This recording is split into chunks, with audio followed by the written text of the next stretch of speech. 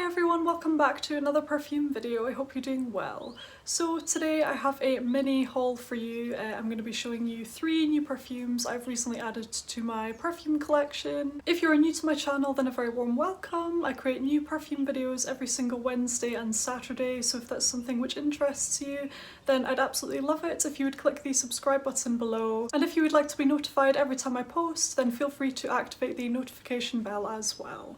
So as ever, before we get started, get yourself comfortable and grab yourself a drink and a snack. Comment below your drink and snack of choice. Today I have some peppermint tea. It's lovely and refreshing. So recently I've actually been very good when it comes to buying perfumes. I've not been buying that many. That's why I only have 3 to show you today, because I've just not been buying that many fragrances. I've been much more mindful of how many I'm purchasing, because I know sometimes it can get a little bit out of hand for me personally. I don't know about you. Comment below what you think of this, but for me personally, I know sometimes my perfume purchasing can get a little bit out of hand. I know certainly last year in 2020 it was really bad for me. I was buying far too many perfumes. So this year, while I have been buying perfumes, of course, I've been a lot more mindful about it. I've not been rushing in as often to just buy a perfume on a whim. I do that sometimes, but only if I'm pretty sure I will love the perfume. So in general, I've been very good, but these are 3 new perfumes I've recently purchased, which I wanted to share with you. There are 2 here actually that I had my eye on for quite a long time, and there's 1 here which I sort of recently found out about and I just sort of bought it on a whim. So first up today we have Armani Code. Now this is a perfume which I've had my eye on for a very long time. If you watched my springtime wishlist video, you may remember me mentioning it on there. So this one actually just arrived today. I'm gonna make it my scent of the day actually, because I have tried it before. I've tried it like once before, I think, but I'm not super familiar with the fragrance. This one is so nice, you guys. If you enjoy orange blossom, bitter orange, but also quite rich fragrances, quite powdery fragrances and tonka bean and things like that, then I think you're gonna love this. It's so interesting actually. It's unlike anything I currently own, which is nice. I think I can smell some jasmine in here as well. So there's some white florals going on in here, your jasmine and your orange blossom, bitter orange. Definitely quite powdery, quite thick, quite an intense fragrance. I really love this one. I think it's absolutely beautiful, very feminine, quite flirty, but at the same time I can see this being a perfect go-to fragrance for every day, you know, whether I'm going to work or going out somewhere nice. I think this would be a nice versatile scent for any occasion really, and as some of you may know, I really appreciate it when a fragrance is very versatile. It means that I don't have to think too much about whether or not I should reach for it in the morning, if you know what I mean. I don't want to have to think too much into it because I'm usually short of time. I want to be able to just reach for a perfume, spritz it on, and then I'm good to go, smelling fantastic. And I can see this being one of those beautiful, versatile, perfect fragrances for every day and any occasion. So that is the beautiful Armani Code. Next up today is a perfume which I sort of bought on a whim. It was very affordable, you know, and I was pretty sure I would love it, so I thought I would just take the chance, because as I say, it was very affordable and it sounded lovely, and that is the original Kim Kardashian fragrance. I believe it's just called Kim Kardashian, I think.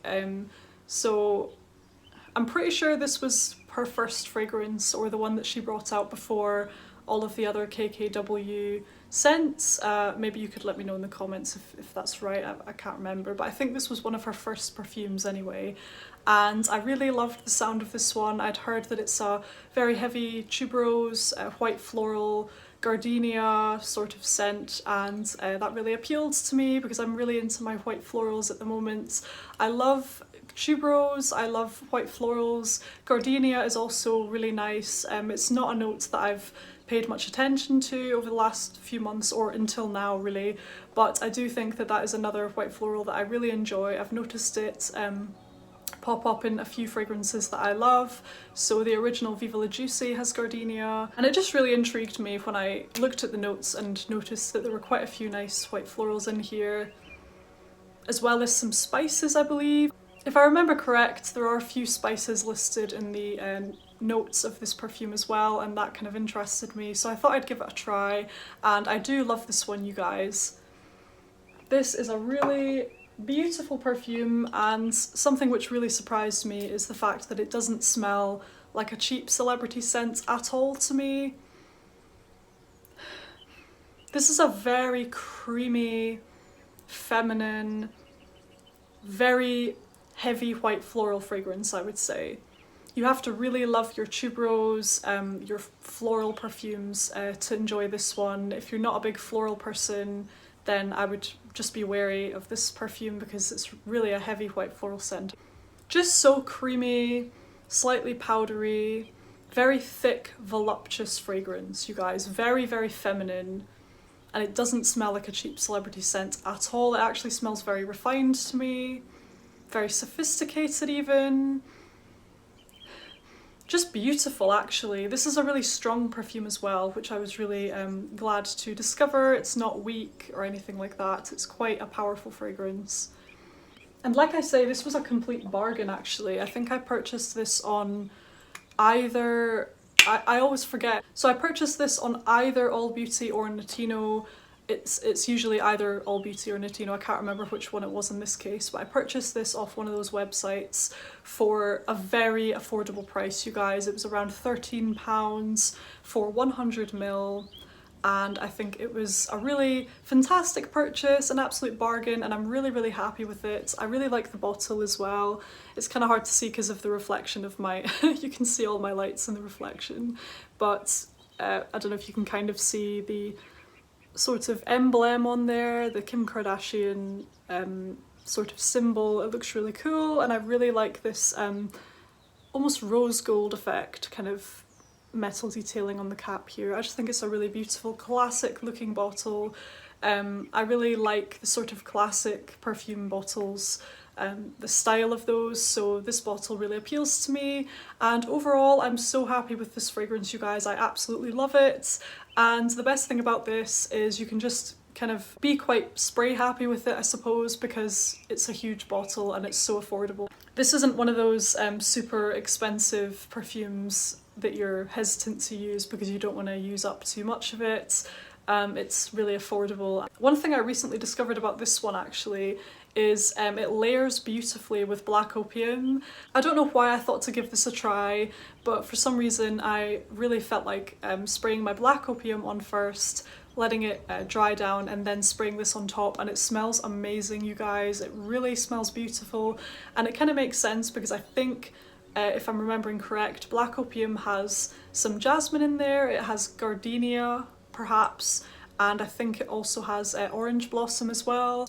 So quite a few white florals are already in black opium, so maybe that's why it blends so well with this one, but I wore them both together and I absolutely love how they smell together. To me, this Kim Kardashian fragrance is a very, very heavy white floral fragrance, and your black opium is leaning a little bit more gourmand. It's got your fruity aspects, your vanillic aspects, the powdery kind of licorice, and the coffee and things like that. I just think they work so well together, you guys. Maybe because this one is so floral and black opium is a bit more gourmand. The two kind of balance each other out or something, or they add something interesting to each other. But I found that the scent profiles really worked so well together, and it was a fantastic layering combination. So if you own both, then give it a try and let me know what you think of that, because in my opinion it works so well. So that was a really pleasant surprise. Overall, I love this fragrance. I really, really enjoy it. I think it was an absolute bargain, and I'm really happy to be adding it to my collection. And the third fragrance I've added to my perfume collection is this beauty here, Montale Paris Intense Café.